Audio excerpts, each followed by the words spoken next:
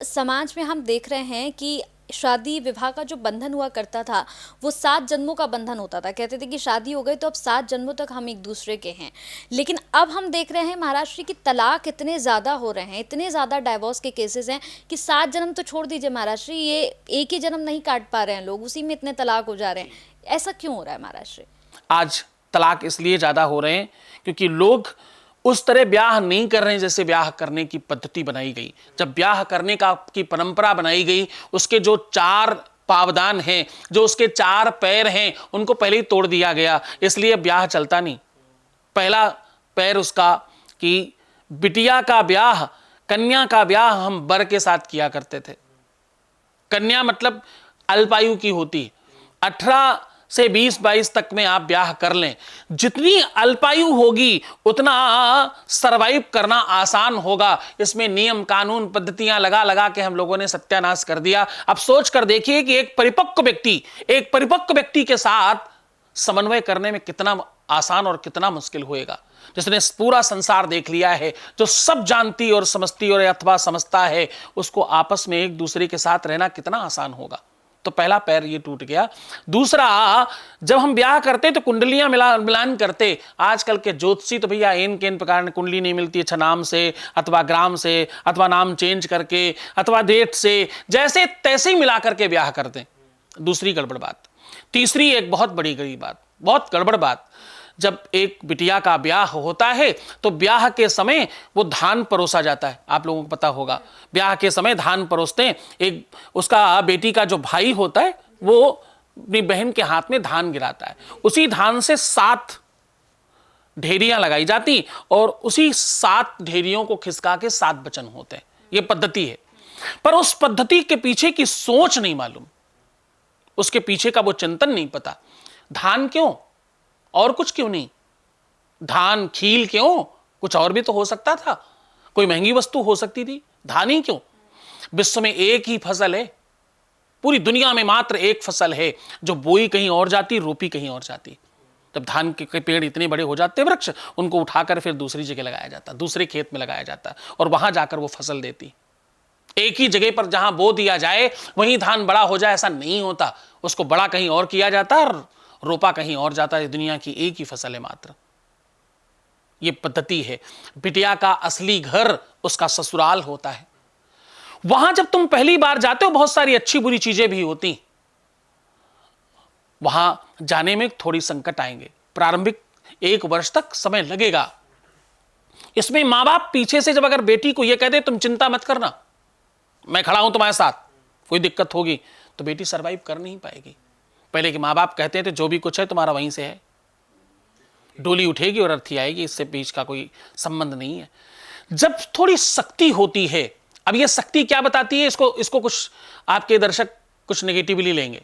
शक्ति का वास्तविक मतलब बता दो, नहीं तो गड़बड़ हो जाएगा। यहां गुरु कुम्हार सिख कुंभ है और गड़गड़ी आप मारत वोट, अंदर हाथ संवार दे और बाहर मारत चोट। वो चोट बाहरी होती थी, अंदर से नहीं। अंदर से वो भी ध्यान रखते थे, उनकी बेटी उनकी लाडली है, उनकी सुकुमारी है, उनकी गुड़िया है, कहीं वो तकलीफ में रहने दें, ऐसा थोड़ी थे। लेकिन वो बाहर से कहते थे ऐसा, अंदर से बड़ा ध्यान रखते थे। अब क्या है, अंदर से ध्यान रखे ना रखे, बाहर से कहते रहते हैं। तो वो किसी को सुनती नहीं, किसी को समझती नहीं। दूसरी, अगला पैर, लोग बहू लाने लगे हैं। पहले लोग बेटियां लाया करते थे। जब बहू आने लग गई ना, तो चिंतन आपका चेंज हो गया। आपकी बेटी आपको कुछ भी कह जाए, आपको कुछ भी बुरा नहीं लगता। वो सर पे चढ़ जाए, वो आपको जितना भी अभद्रता से बात कर ले, पर बहू ने जरा सी कोई बात कह दी तो आप बुरा मान जाते हैं। तो ऐसी बहुत सारी परंपराओं में चेंज आया। इस कारण से तलाक की संख्या बहुत बढ़ रही है। और स्वभाव से, नेचर से, व्यक्तित्व से, बराबरी होने से, कभी बराबरी हो ही नहीं सकती एक लड़का और एक लड़की की, एक पुरुष और एक स्त्री की कोई बराबरी ही नहीं है। अब इसमें आप कहोगे क्या पुरुष बहुत बड़ा है क्या, लड़की क्यों बराबरी नहीं कर सकती? मैं कहता हूं तुम सोचते ही गलत हो। अगर तुम ये कहो कि लड़की क्यों नहीं बराबरी कर सकती, मैं कहता हूं नहीं कर सकती। अब आप बोलो क्यों नहीं कर सकती, तो मैं कहता हूं भैया लड़का ऑलरेडी बहुत छोटा है उससे, इसलिए नहीं कर सकती। लड़की इतना विशाल है, उसमें इतनी शक्तियां हैं, इतनी पावर है कि उसको बराबरी की नीड ही नहीं है। जब आप स्वयं किंग होते हो ना, स्वयं आप राजा होते हो ना, तो आपको किससे बराबरी अपनी प्रजा में करना है? आप सर्वश्रेष्ठ पहले से ही हो ना।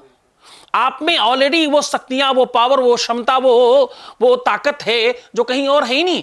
आप वो हो जो संसार बना रहे हो। आप कौन लोग हो? जो संसार बनाते हैं। जो आप वो हो जो अपनी जैसी लड़की और हम जैसे लड़कों को जन्म दे रहे हो। इस संसार में जो भी कुछ है वो सब माओं की कृपा से है। तुम्हारे अंदर वो मातृत्व की ताकत है, वो मातृत्व की क्षमता है आपके अंदर। तो जो अगर आप ये कर सकते हो तो इसके बाद तो सब शून्य है। आप दुर्गा हो, आप काली हो, आप सरस्वती हो, आप लक्ष्मी हो, जितनी संपूर्ण ताकत वो सब आपके पास में। इसलिए आपको कम रखा। हमेशा कमजोर बच्चे को थोड़ा पुचकारा जाता है, हमेशा कमजोरों को प्रोत्साहन की नीड होती है। जो ताकतवर है उसको क्या प्रोत्साहन देना? नदी के किनारे बंधे हो तो वो सुसज्जित चलती है। नदी के किनारे टूट जाए तो आसपास के गांव, आसपास की बस्ती सब वीरान हो जाती है। ऐसी ही लड़की है, वो अगर बंधी हो दोनों तरफ से, मैके और ससुराल से, तो सुसज्जित चलती है। टूट जाए तो भूचाल आता है, तालाक होता है, संबंध विच्छेद होते हैं, अपवाद बढ़ते हैं। दोनों तरफ से बंधी हो तो अच्छा चलती है। इसका मतलब ये नहीं कि वो कोई छोटी है, वो कोई बराबरी नहीं कर सकती, वो हवाई जहाज नहीं उड़ा सकती। अरे हवाई जहाज तो जब तुम्हारा ऑलरेडी अनुचर उड़ा ही रहा है तो तुम्हें क्या जरूरत है? तुम्हारा तो बेटा उड़ा रहा है, तुम्हारा ही तो भाई उड़ा रहा है, तुम्हारा ही तो पति उड़ा रहा है, तुम ही तो हो सबकी रचयिता, तुम्हें क्या जरूरत है? प्रधानमंत्री थोड़ी सब जगह जाकर के युद्ध करने जाता है, रक्षा मंत्री सब जगह युद्ध करने जाएगा, उसको जरूरत ही नहीं, उसकी सेना है। तो वैसे ही ये परंपरा बनाई गई। अब उस परंपरा को तोड़ा जा रहा है कि महिलाओं को बराबरी क्यों नहीं, महिलाओं को बराबर क्यों नहीं खड़ा कर सकते? बिल्कुल करना चाहिए, शिक्षा देना चाहिए, सब काम करवाने चाहिए। लेकिन जब पति और पत्नी दोनों खड़े हों तो एक आदरणीय होना चाहिए। प्रेम तब चलता है जब एक भक्त हो और एक भगवान हो, अन्यथा प्रेम नहीं चल सकता। बराबरी में प्रेम नहीं होता, बराबरी में प्रतिस्पर्धा और प्रतिद्वंदता होती है।